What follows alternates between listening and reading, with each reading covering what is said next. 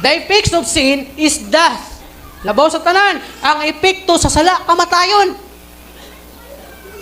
Roma 6:23. Kaya ang bayad sa pagpakasala, kamatayon. Si Adan ug si Eva, sa diha nga nakasala sila sa Ginoo, ang tanan nangamatay.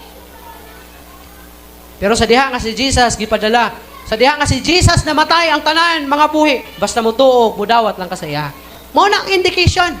Di man sa diha nga nakasala si Adan, ang tanan nangamatay. Kay mao nay gingon sa pulo sa Ginoo nga ang bayad sa pagpakasala, kamatayon. Sa diha nga gipadala si Jesus Christ sa kalibutan, og namatay ang tanan nangabuhi. Sa diha nga ikaw mutuo kaniya diha sa imo ang kinabuhi. Patay naman ta dapat. Tungod sa epekto sa sala, patay ta spiritually. Kay kung wala gipadala si Jesucristo diri sa kalibutan, impyerno ta tanan. Kinsa may malangit? Chosen people niya. Yang mga piniling katawhan, maura na ang malangit. But the rest of us, impyerno ta tanan.